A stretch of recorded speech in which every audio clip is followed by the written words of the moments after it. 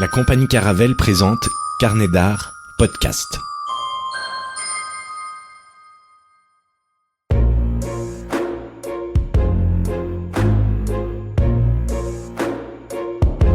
La cabane des secrets. Un invité qui parle de sa vie, son œuvre, son parcours, ses engagements, ses résonances avec la société. C'est tout l'éclectisme du monde qui se retrouve dans la cabane des secrets. Un moment intime et privilégié avec des personnalités qui se racontent pour raconter le monde. Une émission produite par Antoine Guillot, réalisée par Jérémy Buatier.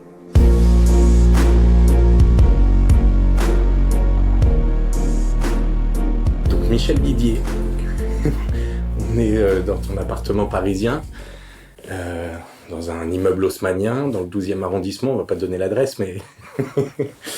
Et si on fait cet entretien aujourd'hui, c'est parce qu'on peut considérer que tu es une des mémoires de la politique de la ville, de ce pays, qu'est la France, et avec un parcours bien atypique, bien particulier. Et tu es aujourd'hui d'ailleurs le président du comité d'histoire de la politique de la ville. Alors je propose, avant qu'on rentre dans ces détails-là, qu'on commence par le début de ta vie. En fait, t'étais pas du tout destiné à travailler dans un ministère ou à travailler dans les plus hautes sphères, auprès des plus hautes sphères et des plus grands personnages de l'État. Tu viens d'Angers, d'un milieu ouvrier, et puis tu te retrouves par miracle, ou presque, ou peut-être par travail, je sais pas, tu le diras, mais tu te retrouves à Lyon à faire Cagne, Hippocagne, voilà, dans un grand lycée lyonnais. Comment on en arrive là déjà? Comment est-ce qu'on sort il y a une émancipation sociale dès le jeune âge, quoi, dès 15-20 ans, il y a une émancipation sociale. Oui, je pense que je suis un produit de l'école républicaine, à l'époque où l'ascension sociale avait encore du sens dans ce pays. Ma mère, j'avais que ma mère était employée, mon grand-père que j'ai pas connu, était effectivement cheminot, et ma grand-mère repasseuse, mais j'ai connu en fait surtout ma mère. Mais ma mère avait une ambition pour son fils et m'a mis au lycée, dans le meilleur lycée de la ville, et donc j'ai fait des études, j'avais la chance d'avoir de l'avance, et donc c'était l'époque où effectivement quand on travaillait bien à l'école, dans un bon lycée, on pouvait avoir le baccalauréat. Moi j'ai eu le baccalauréat à 16 ans, et j'ai pu du coup rentrer en Hippocagne à Angers, et ensuite rentrer en Cagne, effectivement à Lyon, pas dans le grand lycée de Lyon, justement dans le lycée qui était considéré comme un lycée non pas de seconde zone, mais pas le lycée du Parc.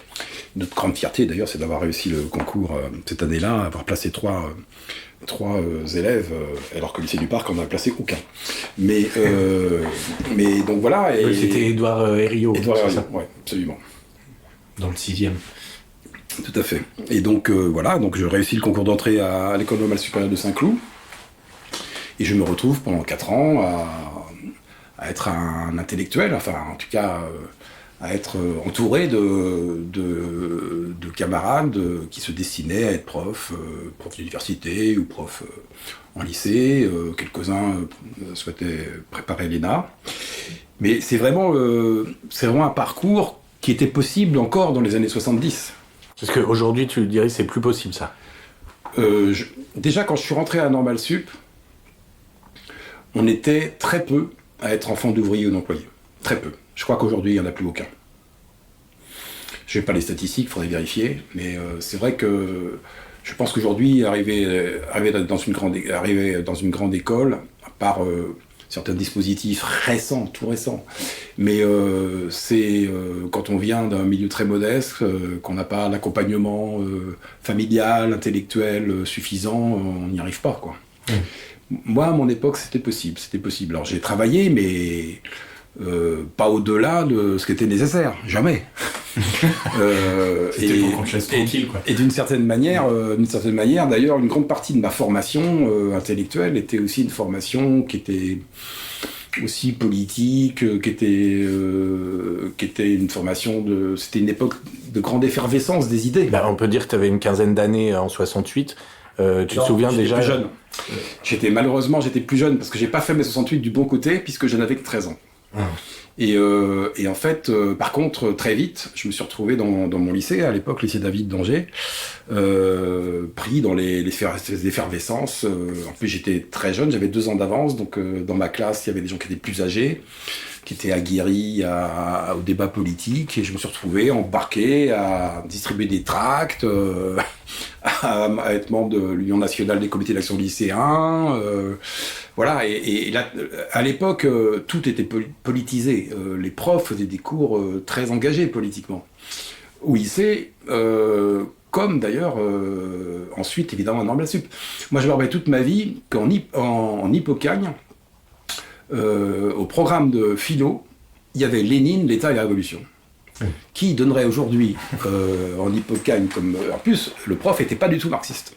Mais c'était pour dire à quel point cette époque était marquée par des débats politiques et en partie par l'importance du marxisme dans l'université française et même dans l'école française.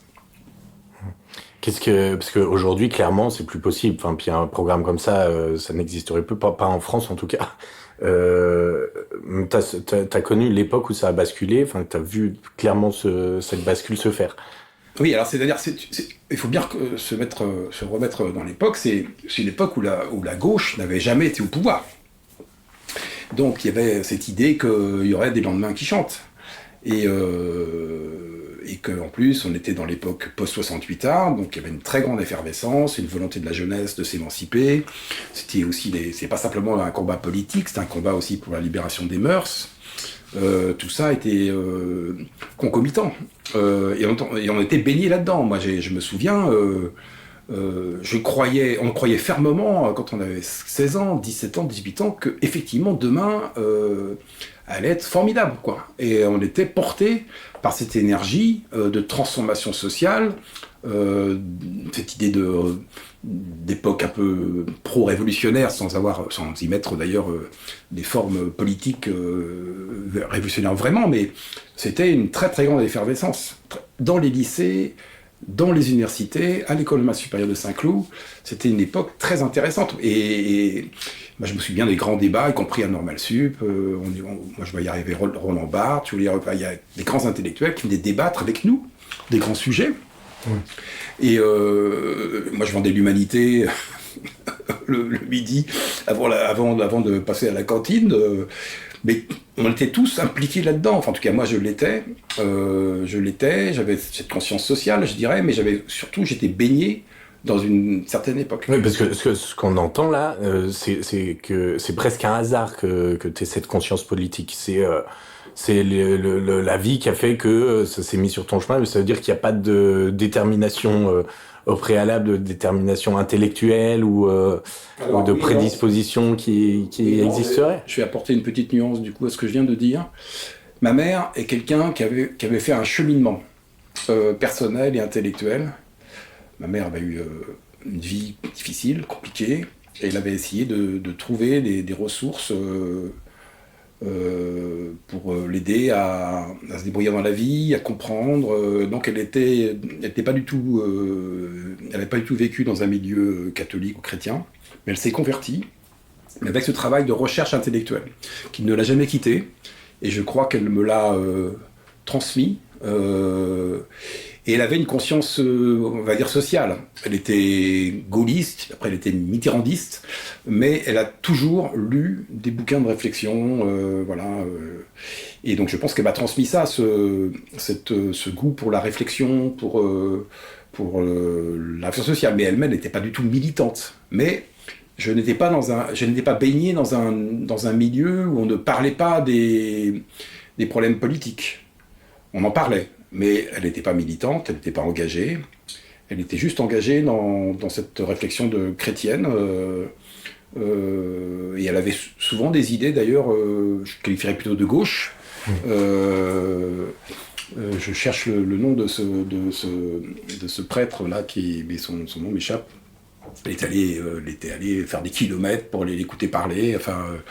Donc elle avait ce côté-là. Elle allait dans les manifs, notamment pour l'accueil pour les questions des étrangers. Enfin, elle donnait des cours d'alphabétisation à des jeunes d'une famille marocaine. Voilà. Donc il y avait quand même cet environnement-là qui était un environnement propice, en tout cas, à la réflexion. Après, le reste, oui, c'est un contexte. Et puis quand on réussit un concours comme Normal Sup, on se retrouve projeté dans un environnement auquel on n'était pas forcément destiné, mais qui évidemment vous porte aussi après. Et est-ce que justement quand on se retrouve Cagnes-Pogane puis après Normal Sup dans un environnement comme ça où malgré tout j'imagine qu'il y a beaucoup de fils de ou au moins de prédisposés à quand on est fils d'ouvriers ou de voilà, comment on le vit ça, il y a forcément un décalage. Alors, il y a effectivement un décalage, mais l'intérêt des années de jeunesse, c'est qu'il y a une fraternité, je dirais, de classe, quoi. Je dirais que, puisqu'on a tous eu le concours, d'une certaine manière, il y a une forme... Ça nivelle... Il y a une forme d'égalité. Là, les différences, on les ressent en termes de culture générale, en termes d'appui familial, en termes d'argent. C'est tout ça où il y a des différences. Puisque comment tu faisais pour l'argent, ta mère pouvait t'aider non, mais on est payé. Quand on réussit un concours d'entrée Normal Sup, on est payé, on est salarié. Et ça, c'est une chance formidable. Moi, à 19 ans, j'étais salarié. Je gagnais ma vie. Ça t'a aidé pour les points à la retraite. Oui, ça aide beaucoup. Ça aide beaucoup. Et ces 4 années-là, encore, il a fallu que j'ai mis 2 ans pour les récupérer, parce que l'éducation nationale fait toujours les choses de manière assez particulière et très, très différente des autres ministères. Et donc, c'était très compliqué de récupérer ces 4 années de points de retraite, mais c'était très utile, oui. Et donc, bon, alors, cette différence sociale, elle se lisse, elle s'efface un petit peu. Mais après... Elle ne s'efface jamais. Elle ne s'efface jamais. En fait, elle ne s'efface jamais. Toute ma vie, je sais que je ne viens pas de là. Mais toute ma vie, je sais que j'ai pu être en situation de parler d'égal à égal avec d'autres personnes qui n'avaient pas le même background que moi. Et tout le reste de mon existence et de ma carrière professionnelle, j'ai toujours été dans une situation comme celle-là, en fait. Mais je sais exactement d'où je viens. Tu l'as jamais oublié. Mais comment... Enfin, c'est quoi? C'est parce que ça te rattache à certaines valeurs? Ou un certain rapport à l'autre? Ou... Qu'est-ce qui fait qu'il y a un fil indestructible de « je n'oublie pas d'où je viens ». T'as eu l'occasion dans ton parcours 1000 fois d'oublier d'où tu viens. Et d'ailleurs, il y a certaines personnes qui ont oublié ou qui oublient d'où ils viennent. Mais en fait, moi, j'ai pas eu non plus un parcours linéaire. Peut-être qu'on en parlera après, mais j'étais destiné plutôt à faire des carrières brillantes. Et à un moment donné, j'ai fait le choix de renoncer à ça pour devenir éducateur de rue, de me retrouver de nouveau du côté des classes sociales défavorisées. Alors justement, là, après Normal Sup, tu te dis, bon, moi je vais pas continuer, je vais pas être prof ou être je ne sais quoi, je vais encore moins à l'ENA pour être dans les grandes administrations, ce qui était le genre de parcours typique et normaux et admis de ces écoles-là. Du coup, toi tu dis, je dois aller dans la rue. Alors, en fait, effectivement, je fais ce choix-là. Alors, mais là, c'est pareil. Les choses ne viennent pas quand même... Alors, peut-être 2 choses. La première, c'est que avant même de faire Normal Sup, j'avais déjà été animateur dans des centres de vacances, ce qu'on appelait les centres aérés à l'époque, où on accueillait des enfants des classes populaires d'Angers, enfin des cités, quoi. Et donc, j'ai eu toujours un peu cette fibre sociale en moi, et cet intérêt pour m'occuper des jeunes. Donc, tout ça ne vient pas de rien. J'avais déjà cette expérience-là. J'avais été animateur plusieurs années, et après j'ai même été directeur du centre de vacances en question. Ensuite, on était dans une période, on est quand même post-68 Ardes, où il y avait quand même une ambiance qui faisait que on pouvait quitter la carrière des honneurs pour aller sur le terrain. C'était quelques années après, par exemple, la publication de L'Établi, de Roger Ninart, qui décide de devenir ouvrier en usine. Voilà, il y avait une époque qui était cette époque toujours très politique, où en fait ça pouvait être aussi bien vu d'une certaine manière de quitter ce cursus honorum pour être sur le terrain auprès des plus modestes et les plus en difficulté. Donc je dirais la combinaison entre cette expérience que j'avais déjà de travailler avec des jeunes en difficulté lorsque j'avais moi-même 17, 18 ans, 19 ans, et cette époque où on pouvait s'autoriser quand même à faire ça, même si c'était un choix très hasardeux pour moi, parce que j'avais pas le background familial après, on pouvait quand même le faire, et j'étais prof pas très longtemps, à Montreuil, dans un collège, et d'ailleurs, j'avais continué à avoir des jeunes, des grands frères, des jeunes que j'avais dans ma classe, et puis du coup j'ai postulé pour devenir éducateur de rue dans un club de prévention, qui était en Seine-Saint-Denis, à Montreuil en particulier. Et j'ai été embauché, je me rappelle très bien, j'avais divisé mes revenus par 2, puisque j'étais recruté comme éducateur avant sélection, donc avant formation et avant sélection, c'est-à-dire que le plus bas niveau de l'échelle de la convention collective 66. Mais j'ai été embauché comme éducateur en fin de l'année 79, donc j'avais 25 ans, 24 ans. 25 ans, et donc j'ai entamé une deuxième partie de carrière. J'en ai eu plusieurs des carrières, mais celle-là était importante puisque je suis resté 7 ans dans les cages d'escalier. C'était la prévention spécialisée à l'ancienne, c'est-à-dire on se présentait d'ailleurs pas forcément comme éducateur. L'enjeu c'était d'établir des relations de confiance avec le noyau dur de la cité, ceux qui tenaient un peu les murs, quoi, et d'essayer de pouvoir les accompagner, et puis surtout d'accompagner les autres, mais parce qu'on avait obtenu ce droit de cité, d'une certaine manière, au sein de la cité elle-même. Donc j'ai fait ce métier 7 ans, c'est un métier difficile, en totale immersion, on pouvait nous appeler le soir, le week-end, il y avait beaucoup de moments de partage de vie avec les jeunes, mais c'est comme ça qu'en fait la confiance s'établit. On ne peut pas établir une relation de confiance avec des jeunes difficiles dans ces quartiers si on reste dans son bureau et qu'on s'en va à 17h. Ça n'existe pas. D'abord, à 17h, ils ne sont pas tous levés. Et puis surtout, c'est qu'il faut s'engager, quoi. Il faut s'engager. Et par contre, il faut être crédible. C'est-à-dire il s'agit de montrer qu'on a de l'empathie, mais en même temps, on est éduque. C'est-à-dire qu'on a des valeurs, on a des principes sur lesquels on ne transige pas. Mmh. Alors évidemment, c'est à travers ces moments de vie, des camps, des chantiers écoles, beaucoup de moments comme ça très différents, où naît cette relation, et où naît cette crédibilité progressive, qui fait qu'à un moment donné, on peut avoir un impact sur un quartier, sur un groupe de jeunes, etc. C'est une formidable école. Hein. La prévention spécialisée, c'est une formidable école. Et ça m'a servi toute ma vie. Mais tu vois les conséquences directement de ton action? Il y a 2 conséquences. La première, c'est directement par rapport aux jeunes dont je me suis occupé. Même s'il y a beaucoup d'échecs, naturellement. Il y a des jeunes qui sont morts, il y a des jeunes qui ne sont pas sortis de la toxicomanie, il y a des jeunes qui sont en galère, mais il y a des jeunes aussi qui ont réussi, qui ont fondé des familles.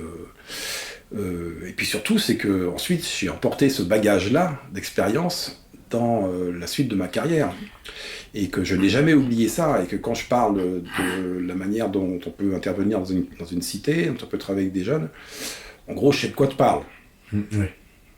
Et quand on est sur le terrain, comme ça, dans les banlieues, dans les cages d'escalier, comme tu dis, à un moment, forcément, tu as dû te dire ma bibliothèque ou mon salon de l'intelligentsia parisienne me manque un peu, quoi. Alors oui, tout à fait. Alors, je dois quand même reconnaître que l'association dans laquelle j'étais embauché, une association qui s'appelait Rue et Cité, qui était fédérée avec une grande association qui s'appelait les Équipes d'amitié à l'époque, qui était une des toutes premières associations de prévention spécialisée en France, présentait l'intérêt qu'il y avait quand même un souci permanent d'échange intellectuel. C'est-à-dire qu'il y avait des séquences dans lesquelles on pouvait se retrouver pour discuter avec les administrateurs, à l'époque il y avait Hubert Flavigny, Bernard Monnier, des figures de la prévention spécialisée en France, qui faisaient qu'on n'était pas complètement simplement centré sur les problèmes qu'on avait eu la veille parce que tel ou tel jeune avait été arrêté par la police, tel ou tel jeune avait fait une overdose, ou voilà, on avait quand même des possibilités d'échanger, de prendre un peu de hauteur. Mais c'est vrai que quand on a fait Normal Sup et que pendant 7 ans, on est vraiment au quotidien auprès des jeunes les plus en difficulté dans des quartiers populaires et le soir, la nuit, il faut reconnaître qu'on se demande si on a fait un bon choix. Mais finalement oui, parce que c'est après qu'on le sait, hein, qu'au moment où on se pose des questions. Moi j'ai pas eu de carrière tracée. C'est aussi des contextes, des opportunités qu'à un moment donné qui sont présentées à moi, que j'ai pu saisir. Et du coup, j'ai pu saisir à un moment donné des opportunités qui font que, du coup, tout ce travail de terrain, où j'aurais pu peut-être, me lasser, et du coup, regretter mes choix. Mais finalement, j'ai pu les exploiter et m'en servir pour les 2 autres périodes de ma carrière. D'abord, donc j'ai pris la direction de l'association. Et en 88, et à ce moment-là, évidemment, j'ai pu rencontrer les responsables municipaux de la ville de Montreuil. Et quand j'ai souhaité donner une autre orientation à ma vie professionnelle, j'ai été embauché dans une ville de 100 000 habitants comme responsable de la prévention de la délinquance et de la politique de la ville. Enfin, ça s'appelait pas comme ça à l'époque encore dans les villes communistes de Seine-Saint-Denis. Et après, j'étais directeur territorial, donc voilà, on a monté toute une équipe d'intervention sur Montreuil, et je suis resté 7 ans. Donc 7 ans éduc, 2 ans directeur, 7 ans mairie de Montreuil. Mais évidemment, j'ai été recruté par le député maire de Montreuil à l'époque à cause de ce que j'avais fait en prévention spécialisée. Et il se trouve que là aussi, c'est aussi le hasard de l'existence, et en même temps, c'est aussi l'expérience qui avait été la mienne, c'est que j'ai dû gérer une émeute urbaine. Et il n'y a rien de pire pour un maire que de voir sa ville aux 20h avec des bus qui flambent. C'est ce qu'un maire peut redouter le plus. Et comme il se trouve que cet événement s'est passé dans la cité où j'avais été éducateur, que je connaissais très bien la famille, tous les jeunes, tous les adultes du quartier, on a pu éteindre, entre guillemets, l'incendie malgré la mort d'un jeune. Ça avait déclenché une émeute, ce qui est souvent malheureusement le cas. Hein. C'est toujours des choses qui émotionnellement sont très fortes. C'est pour ça que ça se termine parfois en émeute. On a pu gérer la situation assez rapidement, en 3-4 jours. Les choses étaient retombées.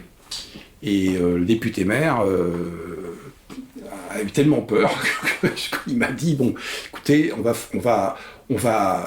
faire en sorte que dans tous les quartiers de la ville, on mette en place un dispositif de prévention, de développement social, et vous avez carte blanche. Et je me suis retrouvé donc, quelques mois après avoir été embauché à Montreuil, en responsabilité de prendre une nouvelle direction, qui s'appelle la direction du développement social urbain. On a installé nos bureaux dans l'ancienne maison de Jacques Duclos. C'était tout un symbole de passer du PCF très traditionnel, je dirais, à quelque chose de très novateur, parce que la politique de la ville était récente. On est dans les années 80, donc Rocard Premier ministre, lance les premiers contrats de ville, voilà. Et donc ça a été aussi tout à fait exaltant cette période, parce qu'on a territorialisé l'administration.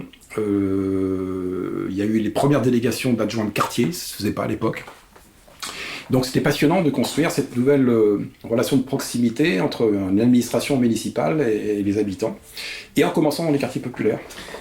Donc ça, c'était une mairie de gauche, communiste, enfin du coup pas n'importe quelle gauche en plus. Est-ce que rapidement, est-ce que ça aurait été possible avec une mairie autre que communiste à l'époque? Alors, je pense que le communisme municipal était quand même a produit des hommes politiques et des élus tout à fait remarquables. C'est-à-dire une connaissance extrêmement forte des habitants des quartiers et une vraie capacité à penser l'organisation, à s'engager, Donc, il y a eu d'autres maires, pas communistes, qui ont fait un travail remarquable dans les quartiers, mais je dirais qu'il n'y en a pas... Enfin, leur pourcentage est moins nombreux dans les partis de droite que dans le parti communiste. Ou même d'autres partis de gauche, parce que pourquoi le Parti Socialiste s'occupe spécialement occupé de ça, au niveau local en tout cas. Oui, il y a eu quelques maires socialistes qui ont été remarquables, oui. Oui, il y a eu quelques maires socialistes qui étaient très engagés pour les quartiers populaires. Mais on va dire que ces quartiers-là étaient plutôt globalement, majoritairement gérés par des maires communistes. Voilà. C'est un fait politique. Hein. C'est là il y a le plus de quartiers, le plus de cités, de HLM, tout simplement. Mais au début de la politique de la ville, là je prends un peu de la distance par rapport à mon expérience à Montreuil, il y a eu quand même d'autres maires, d'autres partis politiques qui ont fait beaucoup pour... je pense à André Diligent à Roubaix, par exemple. Qui était de droite, oui. Je pense qu'il était... je ne sais plus comment ça s'appelait, UDR. Ouais. Non, il était peut-être UDF, André Diligent. Mais donc ça veut dire que c'était un mouvement général de l'époque, fin des années 80, début 90, où on commence à sentir une vraie nécessité à créer finalement une politique de la ville. Alors, je distinguerais deux niveaux. Le niveau local, dont je viens de parler. C'est-à-dire cet engagement des élus, notamment communistes et des élus de gauche, à s'occuper des quartiers populaires et de donner la priorité à cette catégorie de population. Et puis il y a par ailleurs, au niveau national, des événements qui ont fait qu'une politique nationale a été mise en place. Mais c'est les deux. Et il n'y aurait pas eu de politique nationale mise en place, il y aurait quand même eu des actions en faveur des quartiers populaires à Montreuil, par exemple, ou à Saint-Denis, pour prendre des deux villes emblématiques de la Seine-Saint-Denis. Mais c'est vrai que il y a eu, dans cette période des années 80, des événements, là aussi, des émeutes. Donc, les émeutes aux Minguettes à Vénissieux, dans la banlieue lyonnaise, en 81, puis après, 90, au Malutero à Vaux-en-Velin, qui ont finalement obligé les pouvoirs publics et les décideurs politiques à mettre en place une politique particulière en faveur des banlieues. C'est François Mitterrand, qui était président de la République à l'époque, et qui a été celui qui a lancé cette politique. Mais elle a été organisée de manière plus structurée à partir du deuxième mandat Mitterrand sous Rocard. Et moi, je suis arrivé à Montreuil juste à ce moment-là, c'est-à-dire que je pouvais, en étant à Montreuil, actionner des dispositifs qui avaient été pensés par l'État central et que je pouvais mettre en œuvre sur Montreuil. Donc, avec évidemment des financements, des dispositifs, etc. Bon, là, on parle d'une autre époque parce que c'était il y a 30-40 ans, mais aujourd'hui, force est de constater 90, ouais, voilà, mais force est de constater qu'aujourd'hui, le Parti communiste a plus cette place-là aujourd'hui dans les banlieues, dans les villes. Si, le Parti communiste a perdu des mairies de banlieue, mais il y en a encore beaucoup. Si on regarde le Val-de-Marne, si on regarde même en Seine-Saint-Denis, en Hauts-de-Seine, qui sont des départements que je connais un peu. Bon, peut-être autour de Paris, mais... oui, c'est ça. Et la région... Il y en a aussi dans le sud de la France, il y en a encore dans... Donc, pour toi, le Parti communiste n'a pas perdu de terrain là-dessus sur le fait de s'occuper des banlieues, de s'occuper des jeunes, etc. Il a perdu des villes, mais il n'a pas du tout perdu cette posture. Non. Je connais encore des jeunes, y compris encore récemment, j'ai rencontré un jeune adjoint au maire à Villejuif, par exemple. Il est communiste. La manière dont il pense son action politique, la manière dont il intervient dans sa ville, dont il pense le développement de cette ville, il n'y a aucune contradiction entre son appartenance au Parti communiste et son action, non ? Et je pense que... Là, je pense aussi à ce que fait Patrice Leclerc à Gennevilliers. Bon, ce sont des villes qui sont restées communistes, si c'est ça un peu ta question, et dans lesquelles il y a une continuité. Après, si ta question porte sur les mots d'ordre politiques nationaux, là on peut discuter. Mais par rapport à la gestion de la ville, par rapport à l'engagement des élus locaux, de servir les habitants des quartiers populaires, il y a une grande continuité dans les villes qui sont encore gérées par le Parti communiste. Il y a une cohérence, mais après, je pensais plus à la proportion de vote de ces populations-là, qui finalement, d'après les tendances de ces dernières années, quand même très clairement, s'éloignent de la gauche pour aller très très à droite. Non, c'est faux. Les statistiques, enfin les enquêtes montrent pas du tout ça. Les enquêtes montrent que les cités votent à gauche et que par contre l'environnement immédiat des cités vote à l'extrême droite. Ah. C'est-à-dire que ce qu'on appelle la France périphérique vote à l'extrême droite, mais les cités votent à gauche. Par exemple, t'as des territoires concrets à citer pour... Les enquêtes du Cevipof, non mais je te renvoie du coup aux analyses du Cevipof après les dernières élections, elles sont extrêmement claires, elles disent ça.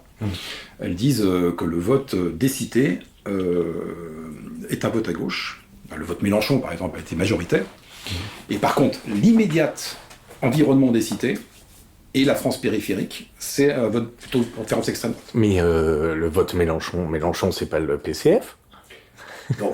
Pourquoi il a pris la place dans ces endroits-là, du coup ? Non, mais je sais pas, j'ai pas en tête les chiffres du Parti communiste en le premier tour. Là, je parle du deuxième tour. Mais au premier tour, oui, il y a un vote communiste fort dans les cités, il y a un vote LFI fort dans les cités, les deux. Mais Mélenchon étant présent de manière un peu forte dans les élections, évidemment, il y a tendance au vote utile, c'est de voter celui qui a le plus de chance, je dirais. Donc, non, il y a eu un vote... Mais en tout cas, ce que je dirais par là, c'est que le vote des cités est à gauche. Toujours à gauche. Mais par contre, effectivement, dans l'environnement immédiat de ces cités, c'est pas du tout le cas. Et dans les zones semi-rurales ou rurales, là, effectivement, où il y a aussi beaucoup de pauvreté, beaucoup de déclassement, là, ça vote à l'extrême droite, ça ne vote pas à gauche. Donc, Montreuil, on en a parlé, et après Montreuil, tu as une opportunité assez incroyable. Ah, qui va te faire partir de Montreuil. Alors, non, mais je regrette absolument pas ce que j'ai fait à Montreuil. Ça a été 7 années absolument formidables. D'ailleurs, les 7 années que j'étais comme éducateur, ça a été formidable. Et mes années Norma Sup étaient formidables. Donc, mais ces 7 années à Montreuil, c'est parce que j'ai bâti. Et d'ailleurs, c'est marrant, ce qu'on a fait est raconté dans un bouquin qui s'appelle L'État et ses quartiers, qui est de Sylvie Tissot. Et on voit très bien comment on a structuré la politique de la ville à Montreuil dans cette période. Et c'était une période intéressante parce que les élus de quartier étaient des jeunes élus. Et moi, j'étais plutôt atypique dans l'administration municipale. J'avais un passé de gauche, mais j'étais pas encarté, j'étais plus encarté à l'époque au PCF, par exemple. Et donc, Brard voulait des gens qui étaient plutôt des gens en capacité d'agir, qui n'étaient pas forcément dans l'idéologie, mais dans la capacité à faire, à transformer les choses. En tout cas, c'est pour ça qu'il est allé chercher dans son administration des gens un peu nouveaux, neufs. Et c'est pour ça qu'il m'a recruté. À l'époque, il y avait un secrétaire général qui était très ouvert aux questions. Et on a monté, je me rappelle, quand je suis parti de Montreuil, j'avais une équipe de 15 personnes. Quand je suis arrivé, j'étais tout seul dans une soupente. Et pendant 3 semaines, on m'a rattaché dans 3 directions différentes. Tellement on ne savait pas à quoi j'allais pouvoir servir. Donc je me dis que cette structuration de l'administration, on a créé à l'époque, non seulement on a territorialisé l'administration municipale dans chacun des quartiers de la ville, mais on a aussi créé des conseils de quartier dans chacun de ces quartiers aussi. Donc tout ça existe toujours. Tout ça existe toujours. Et je suis assez fier de l'avoir initié avec mon équipe et puis avec les jeunes élus qui avaient été nommés adjoints de quartier à cette époque. Il y en avait 6, je me rappelle très bien. Et c'était une période très très intéressante. Et c'est vrai que du coup, au bout de 7 ans, évidemment, on se fatigue un peu, et donc il se trouve que j'ai eu une opportunité de prendre la direction du centre de ressources nationales du ministère de la Ville, enfin la délégation interministérielle de la Ville à l'époque, c'est comme ça que ça s'appelait. Donc de renouer un peu avec mon passé intellectuel, puisque qui dit centre de ressources dit capacité à monter des séminaires de réflexion dans lesquels on pouvait faire échanger ensemble des praticiens de terrain, des chercheurs, des universitaires et des élus locaux ou d'un sorte de politique publique. Et donc je suis donc devenu directeur du centre de ressources de la DIV en 1998. Et là aussi, c'était une période assez extraordinaire. puisque c'est l'époque où le ministère de la Ville travaillait beaucoup avec le monde de la recherche. Ce qui n'est plus beaucoup le cas, disons-le. Et donc, la DIV était dirigée à l'époque par... avait été dirigée d'ailleurs depuis sa création, elle avait été créée en 1988, donc elle avait à peu près une dizaine d'années simplement. Elle avait toujours été dirigée par des hauts fonctionnaires de très haut niveau. Des gens comme Yves Dauge, comme Jean-Marie Delarue, comme Claude Brévent, qui m'a embauché. C'était des gens, des hauts fonctionnaires de très grand niveau. Et c'était plaisant de travailler avec des gens qui avaient cette dimension-là. D'ailleurs, les trois que je viens de citer, aucun des trois-là, aucun n'était préfet, par exemple. Et donc, c'était une période vraiment très intéressante. Et puis, évidemment, j'y suis resté, je pensais y rester 7 ans, comme mes précédentes séquences de carrière, et en fait, j'y suis resté beaucoup plus longtemps, parce que finalement, j'ai fini ma carrière comme conseiller du directeur général en charge de la politique de la ville, de l'Agence nationale de la cohésion du territoire, qui a été une des administrations qui a succédé à l'ancienne DIV. Mais j'ai eu la chance de faire beaucoup de choses intéressantes et de ne pas faire toujours la même chose. Et en tout cas, je sais que j'y ai apporté mon expérience antérieure. Je sais qu'on m'a recruté aussi parce que j'avais à la fois ce passé intellectuel et en même temps cette expérience comme éducateur de rue, puis comme responsable de la politique d'une grande ville. Et je pense que tout ça, évidemment, je représentais un profil qui était à l'époque très recherché, mais j'étais pas le seul. C'était l'époque où le ministère de la Ville, enfin la DIV en particulier, s'appuyait simplement pas seulement sur les fonctionnaires. Je crois on avait un cadre d'emploi qui faisait que les 2/3 des agents de la DIV étaient non fonctionnaires. Enfin, non fonctionnaires, je dirais, titulaires. Oui. Et donc, il y avait des gens qui venaient des ONG, des gens qui étaient des médecins, des gens qui venaient des collectivités locales, des gens qui venaient du monde associatif, voilà. Donc c'est une époque totalement révolue dans les administrations d'État. Mais pourquoi Parce que c'est une vraie richesse, ça crée une émulsion, une dynamique. Oui, ça crée surtout un rapport à la société réelle, quoi. Oui, voilà. Parce que c'était mes questions, c'était des personnes. Nous étions tous, à mon époque, quand je suis arrivé à la DIV en 98, on était tous en deuxième partie de carrière. Il y avait effectivement quelques jeunes issus de Sciences Po ou de l'ENA qui arrivaient comme premier poste dans l'administration, mais c'était la minorité. Aujourd'hui, c'est le contraire, quoi. On a des gens qui sortent des écoles de formation de la République, qui sont d'ailleurs d'excellentes écoles, hein, mais qui n'ont pas forcément l'expérience, le vécu que nous avions. Ils sont peut-être plus rigoureux que nous. Ils sont peut-être plus rigoureux que nous sur la gestion des affaires financières ou la mise en place des dispositifs, mais je pense qu'en termes d'expérience, elle est un peu moindre. Et je pense qu'il faut, dans toutes les administrations, avoir un bon équilibre. Et comment justement, est-ce que quand tu es à un poste comme ça, ministériel, enfin au ministère, comment est-ce que tu restes connecté au terrain ? Parce que tu es très loin en fait à ce moment-là des banlieues. À la limite, les Parisiennes, elles sont pas trop loin en RER, ça se fait. Mais tu es très loin de la banlieue de Toulouse ou des banlieues lyonnaises, quoi. Alors, je vais répondre sur deux plans. Pour dire d'abord que le ministère de la Ville est un des rares ministères qui est connecté au terrain. Il est connecté au terrain, d'abord parce que 90% de ses crédits sont déconcentrés. Ça veut dire qu'ils sont en fait destinés aux préfets, et c'est les préfets qui décident de leur utilisation. Donc, par définition, il y a une connaissance des besoins beaucoup plus importante, parce que c'est les préfets qui décident de leur utilisation, même s'il y a certains crédits fléchés. Et puis surtout, c'est que le ministère de la Ville a la chance de pouvoir s'appuyer sur des agents qui sont, eux, dans les territoires. J'ai parlé des préfets, mais auprès des préfets, il y a ce qu'on appelle des sous-préfets chargés de mission à la ville. Et dans les quartiers, notamment, c'est un dispositif que j'ai d'ailleurs mis en place moi, en 2009, il y a les délégués du préfet. Et donc, par définition, ces gens-là ont en charge un certain nombre de quartiers.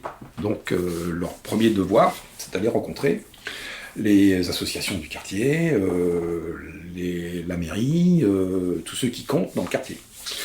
Donc voilà, donc d'ores et déjà, ce que je veux dire par là, c'est que c'est un des rares ministères qui dispose d'agents dans les territoires. C'est pas le cas de tous les ministères.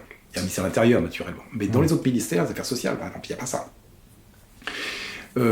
Ensuite, dans mon travail à moi, j'étais en charge de l'animation des réseaux. Donc, qui dit réseau, dit connexion avec des gens qui, eux, bossent sur le terrain. Donc, en étant j'étais d'abord directeur du centre de ressources, puis après responsable de l'animation des réseaux, et après ça s'appelait d'animation territoriale. Et dans les cas de figure, moi j'avais beaucoup de contacts, je gardais beaucoup de contacts avec des responsables de réseaux, de la politique de la ville, les centres sociaux, les régies de quartier. J'ai développé un réseau original de 19 centres de ressources régionaux de la politique de la ville. Quand je suis arrivé, il n'y en avait que 2. Quand je suis parti, il y en avait 19. Et les centres de ressources, ils avaient pour vocation justement d'animer un peu tout le réseau d'acteurs territoriaux. Alors, ça peut être à l'échelle départementale en région parisienne, à l'échelle régionale ailleurs, mais c'est quand même une capacité à faire remonter une connaissance du terrain. Et puis j'ai essayé aussi de continuer à financer ce qu'on appelle des recherches-actions. Notamment des recherches-actions, je pense à 2 ou 3 recherches-actions, dont les dernières c'était avec une psychosociologue qui s'appelle Joëlle Bourdet, qui portait sur la question des jeunes. Et le principe de la recherche-action, c'est que c'est une recherche immergée. C'est-à-dire où le chercheur n'est pas là dans son bureau à écrire ce qu'il pense, mais à partir d'entretiens de terrain avec des jeunes, avec des parents, avec des éducateurs, arrive à faire émerger des connaissances qu'on ne peut pas connaître autrement qu'en ayant ce contact direct, cette immersion sur le terrain, et ensuite dont on peut tirer un certain nombre d'enseignements à caractère général.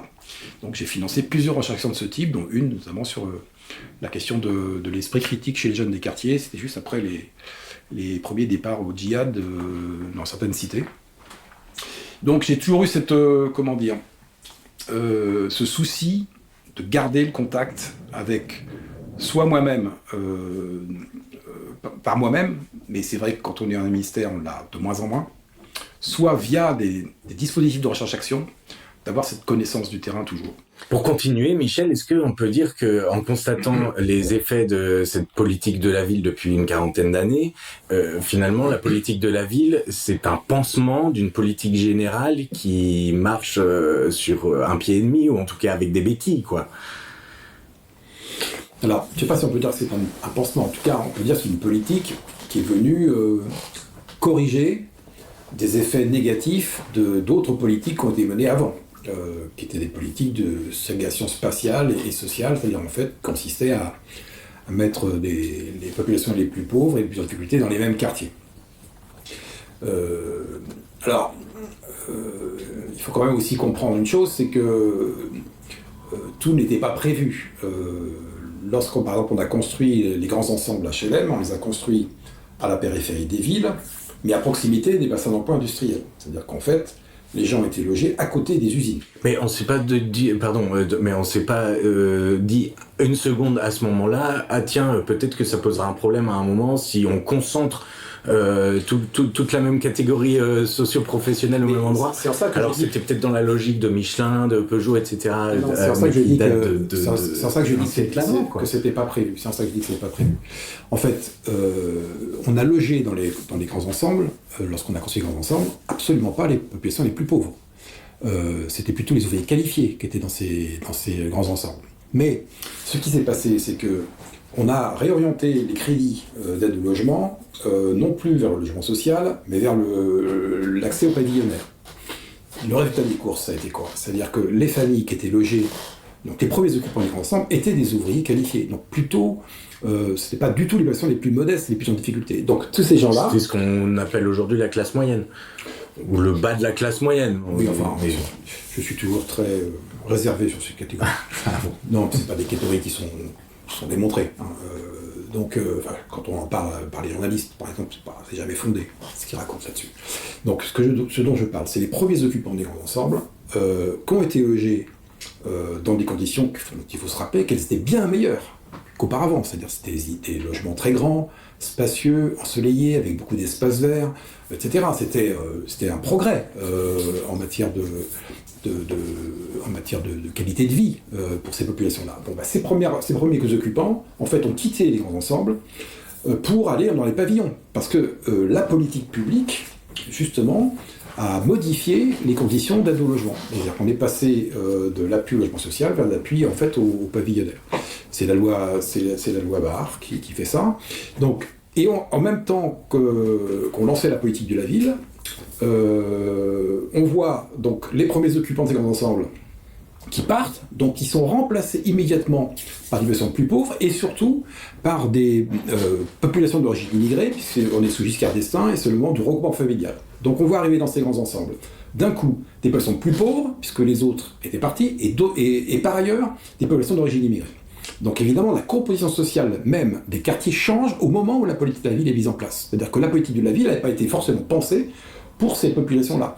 Et deuxième, et par surcroît, on a à ce moment-là une crise économique, donc toujours sous Giscard, c'est-à-dire que les bassins industriels ferment, et donc on se retrouve avec des populations à la fois plus pauvres, plus modestes, et au chômage.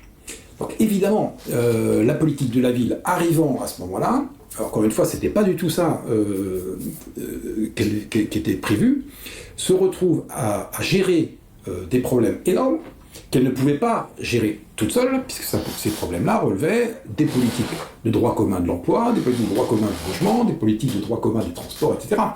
Et donc, on voit bien que cette politique, on lui a fait jouer un rôle extrêmement important, alors qu'elle n'avait pas la capacité à résoudre tous ces problèmes-là. Donc, ce que je dis, c'est en ça que je dis que on peut dire peut-être que c'est un pansement, mais il faut bien mettre ça dans un contexte général, c'est-à-dire d'un contexte d'évolution dont on peut dire que finalement les effets produits par des décisions prises dans les années 70 produisent leurs effets en fait bien plus tard. Et les hauts fonctionnaires qui étaient à l'époque aux commandes n'avaient pas vu ça forcément. Et c'est bien plus tard qu'on se rend compte des effets considérables de cette transformation complète de la composition de la population. Donc d'un côté, des gens plus pauvres, de l'autre, d'origine immigrée, avec tous les problèmes d'intégration que ça suppose. Mais c'est très intéressant parce qu'à la fois ça donne un début d'éclairage sur les origines des quartiers qu'on connaît aujourd'hui et peut-être pour expliquer comment ce que ça devient aujourd'hui et l'état dans lequel c'est aujourd'hui, mais ça éclaire aussi une des politiques majeures de cette politique de la ville dans les années 2000, qui est un programme qui a pris une place énorme dans cette politique, qui est l'ANRU, et où justement ça a été urbanistiquement repensé, et où là, mais par exemple on détruit le quartier, les 4000 à la Courneuve, et ce qu'on fait, c'est des tours moins hautes, des barres moins hautes, moins d'espace, etc., mais qui prennent de fait plus d'espace au sol, et qui finalement se retrouvent à devoir supprimer et prendre la place d'espaces verts, de MJC, enfin d'espaces communs en fait, très concrètement. Comment on justifie cette ANRU qui repense a priori, évidemment qui part forcément d'un bon esprit et qui part d'une bonne volonté, mais concrètement sur le terrain, il y a moins de MJC, il y a moins d'espaces communs, il y a moins d'espaces verts, etc. Alors, deux réponses à ça. D'abord, c'est pas exact de faire de la politique de la ville, de regarder la politique de la ville simplement à travers l'ANRU. L'ANRU n'est créée qu'à partir de la loi Borloo de 2003-2004, c'est-à-dire bien après le lancement de la politique de la ville. La politique de la ville, les historiens la font démarrer à la fin des années 70, avec les opérations d'habitat social, même si le mot politique de la ville n'est pas encore prononcé. Donc on est quand même bien plus tard, première chose. Donc on a eu une première partie de la politique de la ville, presque plus de la moitié de cette politique, qui a 45 ans d'âge, qui était une vraie politique de développement social urbain, dans laquelle la question de la transformation urbaine était surtout traitée au niveau des réparations, des cages escaliers, de l'amélioration du cadre de vie, mais pas de destruction d'immeubles, par exemple. Donc attention à partir d'un événement récent, considérer que toute cette politique... Non, mais à ce moment-là, dans les début des années 2000, ça fait quand même 20 ans. Donc, il faut revenir aussi sur les raisons pour lesquelles l'insertion urbaine a été décidée. D'abord, il faut se rappeler aussi que ça avait été décidé par le gouvernement socialiste, où Marine Lindemann était ministre du Logement. C'est à ce moment-là qu'on démarrait les grands projets de ville. Évidemment, quand Borloo arrive, qu'il est ministre de la Ville, il passe au stade industriel. C'est-à-dire que il dit, en fait, on a tout essayé dans ce pays, sauf la transformation urbaine lourde, considérant que le changement d'image des quartiers, à la fois en interne et en externe, allait permettre d'obtenir plus de mixité sociale. Donc d'un côté, améliorer le cadre de vie des gens au quotidien, ceux qui étaient là, et de l'autre, faire venir d'autres gens pour favoriser la mixité sociale. Donc après, le bilan qu'on peut en faire,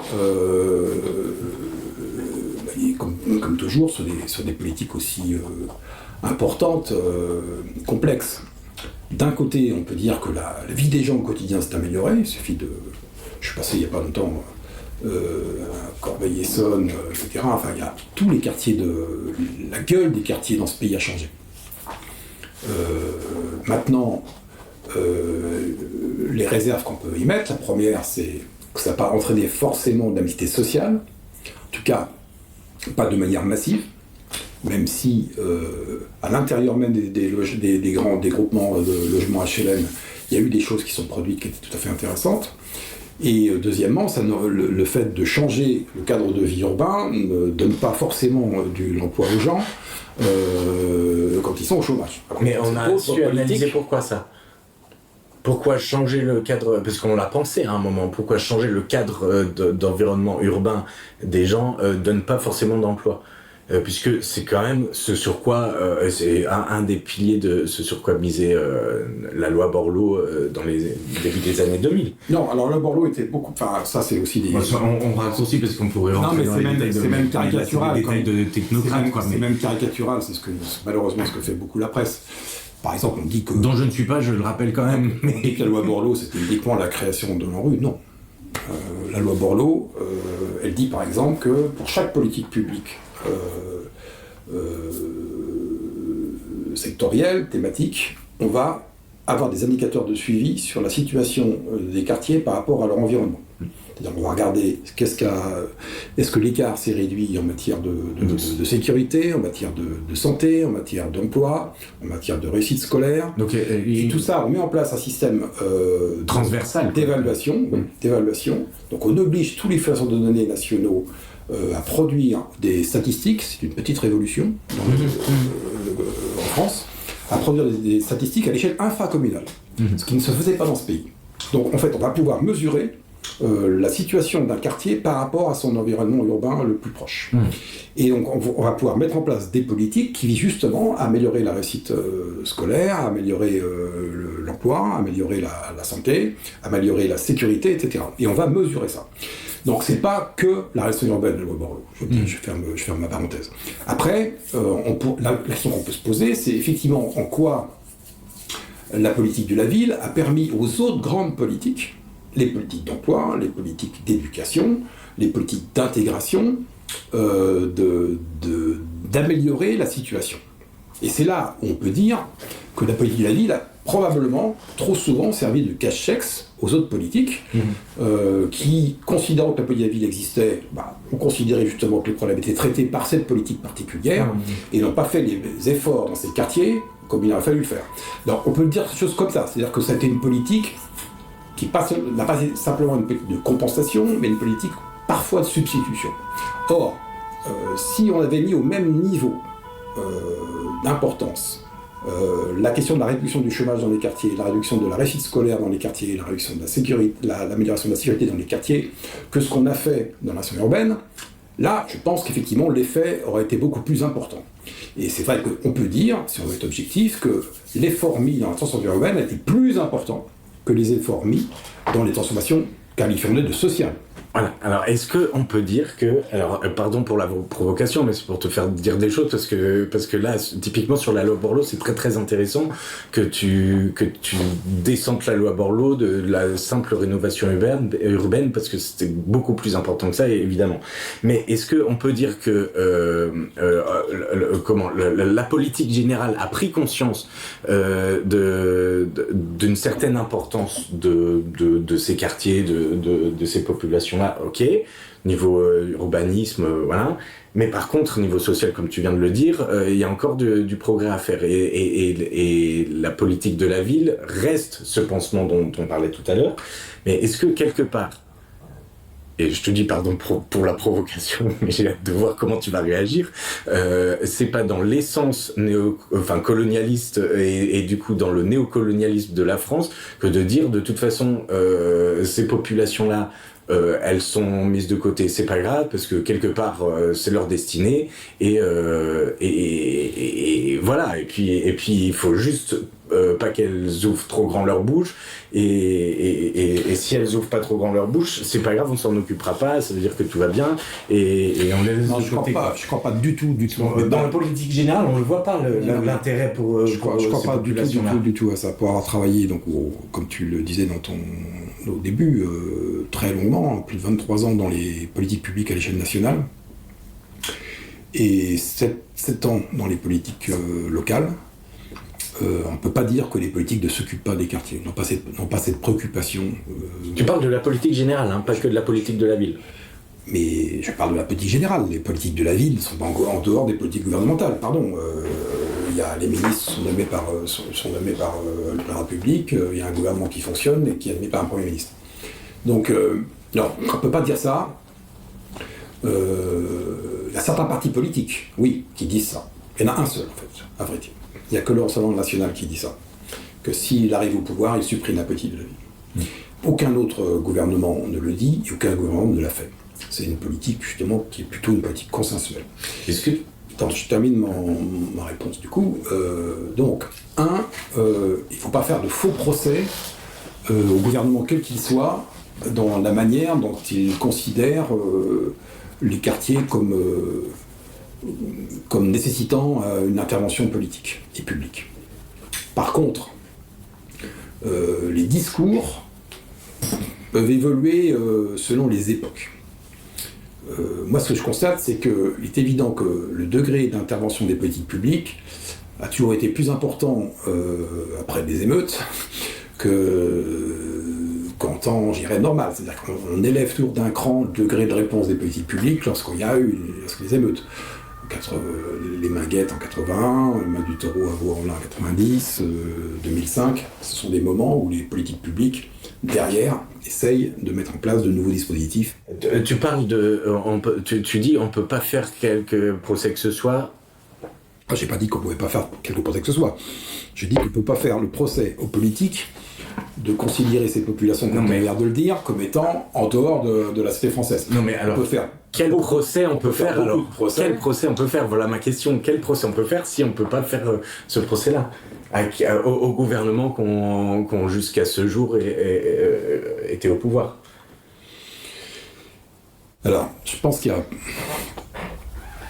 Je pense qu'on n'a pas traité, je l'ai déjà dit, les politiques d'emploi, les politiques d'éducation, les politiques de sécurité, probablement pas été, et de prévention, parce que il faut penser les deux en même temps, n'ont pas été à la hauteur de ce qu'a été les politiques urbaines. Ensuite, la politique de la ville, probablement évoluer dans le sens un petit peu moins développement social que ce qu'elle a été à ses origines. C'est-à-dire traitement des problèmes, mais pas essayer de mettre en capacité les populations des quartiers de pouvoir résoudre les problèmes qu'ils avaient à affronter. Même si la politique de la ville reste une des rares politiques à accorder énormément de subventions aux associations de quartier, etc. Je pense que la manière dont les politiques ont été pensées depuis une vingtaine d'années ont plus été descendantes que remontantes, en capacité d'appuyer des projets de promotion sociale collective des habitants des quartiers. Et j'y ajouterais une dernière critique, c'est, je pense que la question de l'intégration n'a pas été forcément pensée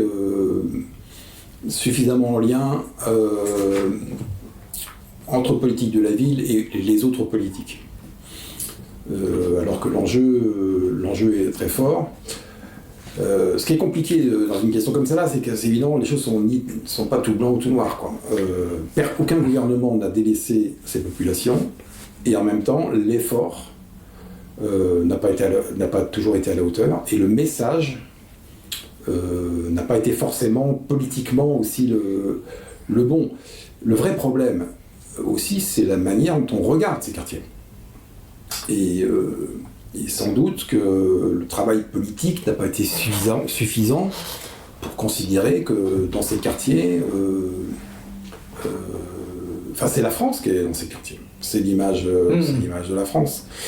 Donc tout ça mérite sans doute un discours aussi différent de celui qui est tenu. Puis depuis quelques années, il y a cette petite musique qui laisse entendre que finalement les difficultés sont dans les territoires ruraux.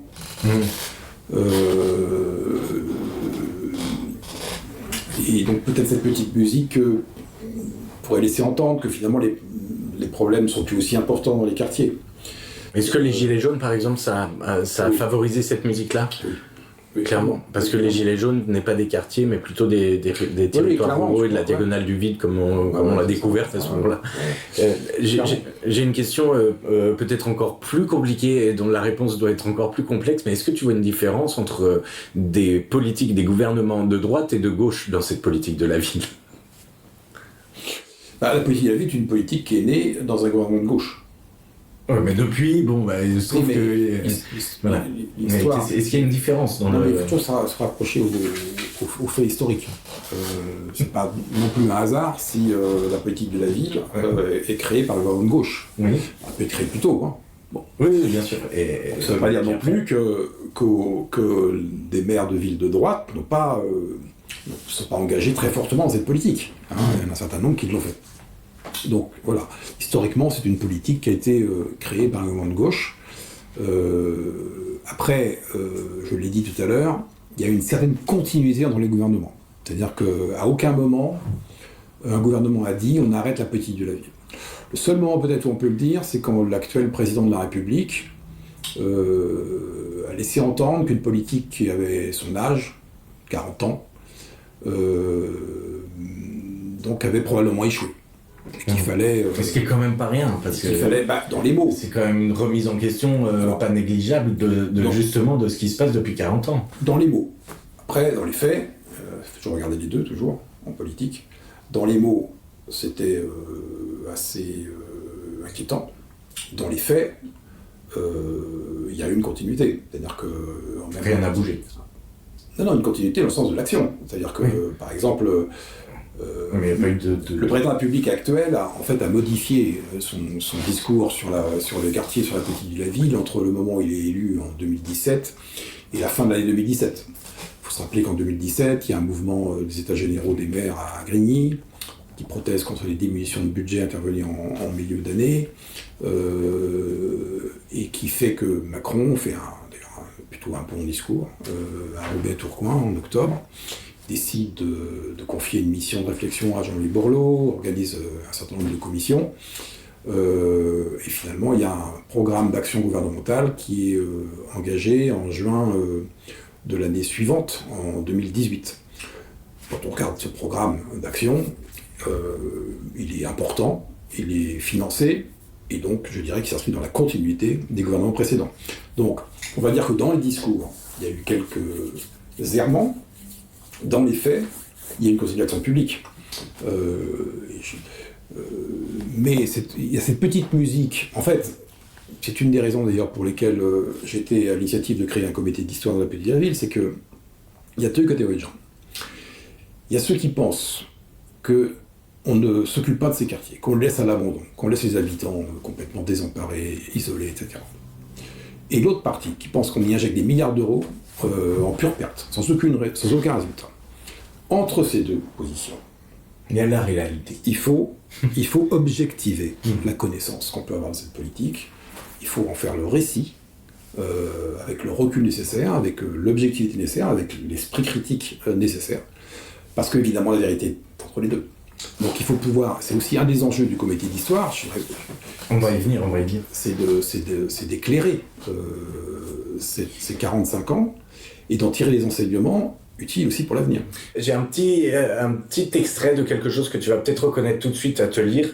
C'est la politique de la ville, c'est l'histoire de femmes et d'hommes du pied des tours jusqu'au sommet de l'État qui ont refusé le fatalisme, le déterminisme, la victimisation, la stigmatisation de nos quartiers et qui, tous les jours depuis 45 ans, se sont remontés les manches pour prendre à bras le corps les difficultés qu'il y avait. Alors tu reconnais l'extrait de ce discours de Nadia Hay qui annonce la création du comité d'histoire. C'est le discours que prononce la ministre de la Ville de l'époque, Nadia Hay, lorsqu'elle lance le comité d'histoire de la ville en mars 2021. Le 15 mars 2021, effectivement.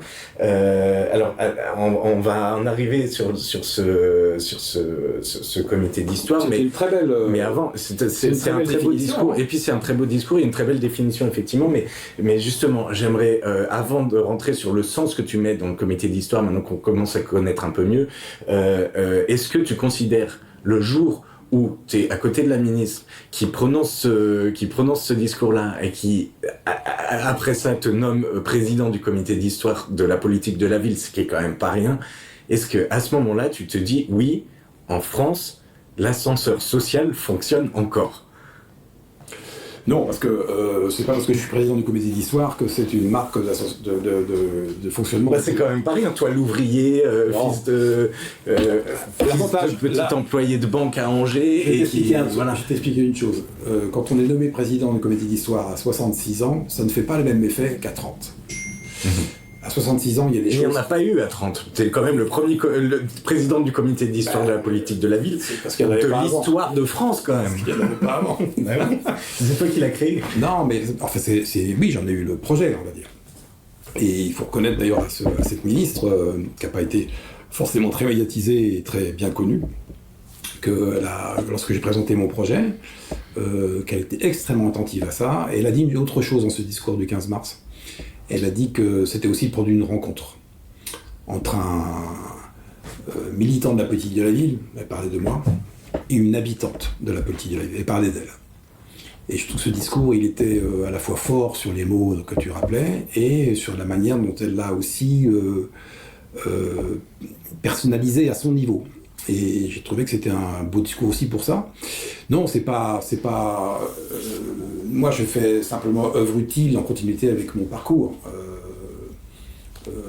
Ça fait donc plus de 40 ans que j'ai travaillé dans les quartiers, plus de 23 ans au ministère de la Ville.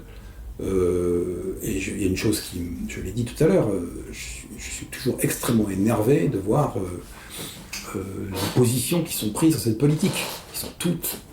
Beaucoup d'entre elles sont totalement, comment dire, s'appuient pas sur une connaissance. C'est déconnecté du terrain, quoi, concrètement. Non, c'est surtout un déficit de connaissance. Du terrain, du concret, déficit de connaissance de quoi? Politique. C'est-à-dire que les de gens, l'histoire de ce qu'elle a produit, de ce qu'elle a fait, oui, tout simplement. D'où la nécessité, parce que c'était ma question d'après le sens. Même de ses origines. Oui, voilà. C'est-à-dire qu'il y a aujourd'hui, par exemple, énormément, un certain nombre d'élus ne savent pas d'où cette politique est née, à quel moment elle est née. Mais ça, c'est clairement pas normal. Et je termine juste ma phrase. Ils considèrent que c'est d'abord un guichet de subvention, et que parce qu'il y a la politique de la vie, on va pouvoir toucher de l'argent pour tel et tel dispositif, tel et tel appui aux associations, etc.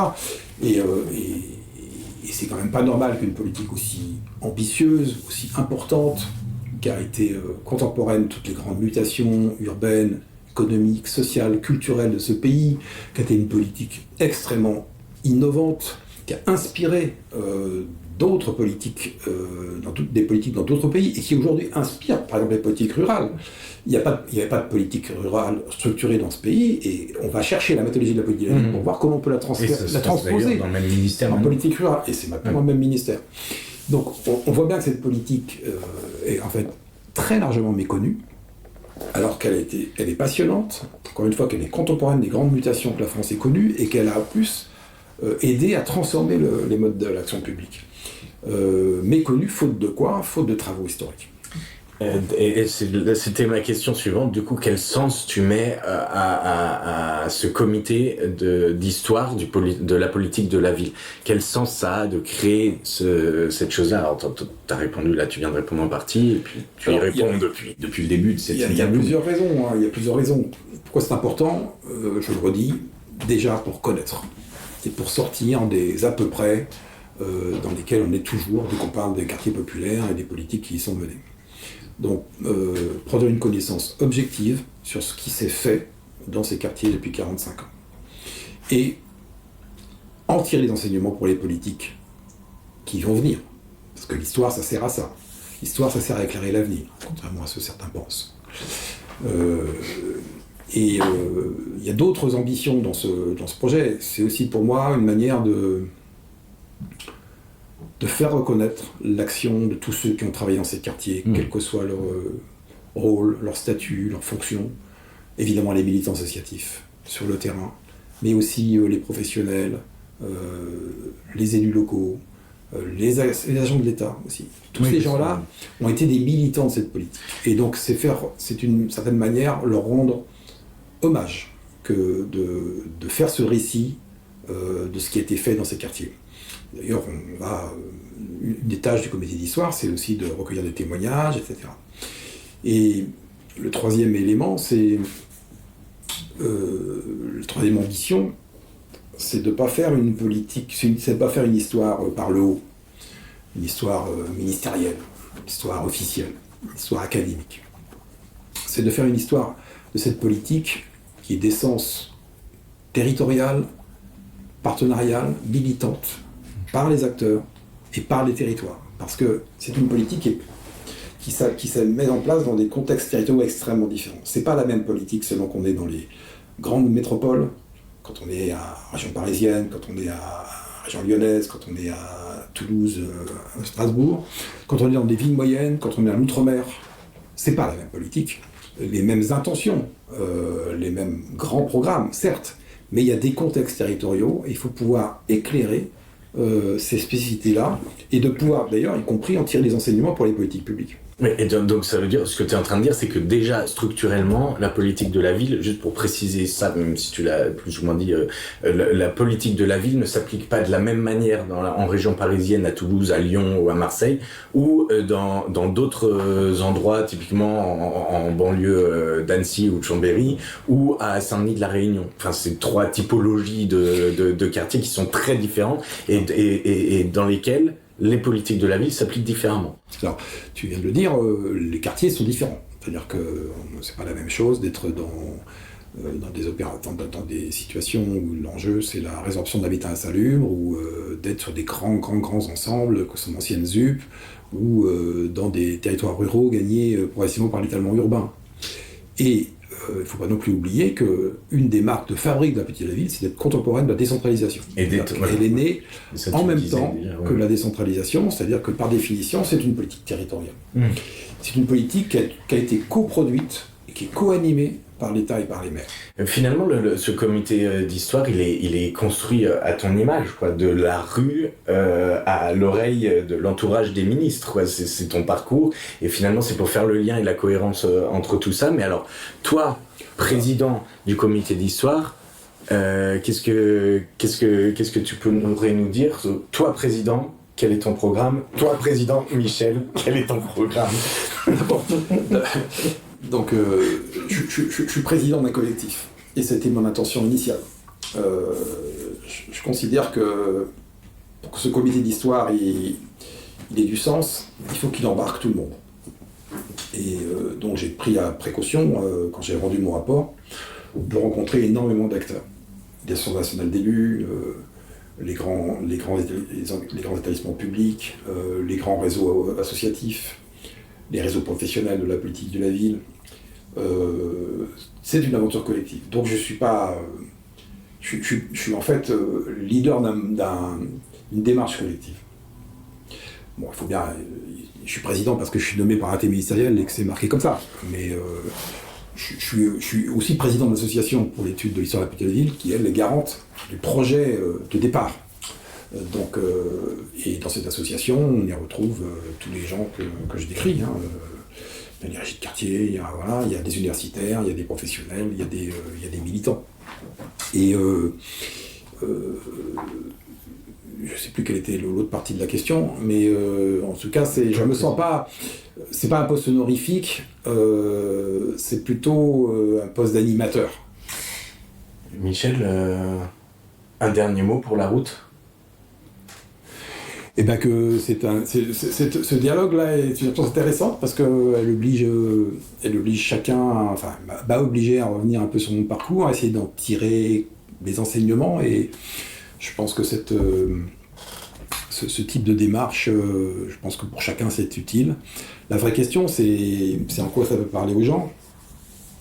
Moi, je crois beaucoup à la transmission. Je crois que tout le monde doit transmettre des choses, et ceux qui ont la chance, qui a été mon cas, mais il y en a beaucoup d'autres, qui ont eu la chance de pouvoir être à l'initiative de créer des choses, qui ont une capacité d'intervenir sur le réel, d'être à l'écoute d'une époque ou d'un moment, etc. Je pense que c'est nécessaire de le transmettre, parce que pour les politiques publiques, par exemple, elles sont totalement amnésiques. On ne se souvient absolument pas de ce qu'on a fait 40 ans avant. Donc on recommence les mêmes choses sans pour autant avoir tiré les enseignements de ce qui a été fait avant. Mais pour les personnes aussi, je pense que je ne suis pas complètement certain que chacun se fasse le devoir de transmettre suffisamment. Voilà. Donc c'est plutôt ce message-là que j'ai envie de dire aux gens. Ce qu'il faut transmettre. Il faut transmettre ce qu'on a appris, ce qui vous porte, que c'est extrêmement utile pour les autres. Et moi, j'écoute beaucoup ce genre de témoignages, par exemple. Et donc, si ça peut être utile à d'autres, ça peut être une bonne chose. Michel Didier, merci. La Cabane des Secrets, une émission de Carnet d'Art Podcast qui vous a été présentée par la compagnie Caravelle, un programme produit par Antoine Guillot, réalisé par Jérémy Buatier. Retrouvez-nous sur votre plateforme d'écoute préférée et abonnez-vous pour ne rater aucun épisode. Vous pouvez nous retrouver également sur Instagram et Facebook, sur carnetdart.com et sur lacompagniecaravelle.fr. Vous pouvez également nous soutenir en faisant un don défiscalisé sur Hello Asso en suivant le lien en description. Allez-y, cliquez. Cliquez sur le lien, vous verrez, ça va bien se passer. Merci beaucoup. Gros bisous.